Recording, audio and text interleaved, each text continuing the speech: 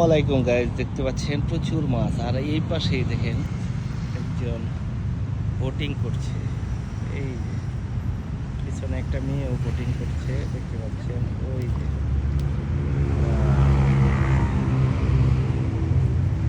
ভিডিওটা কিন্তু আমার জুম করা, দেখতে পাচ্ছেন অনেক দূরে কিন্তু। এই যে দেখেন একটা মেয়ে বোটিং করছে। ওয়াও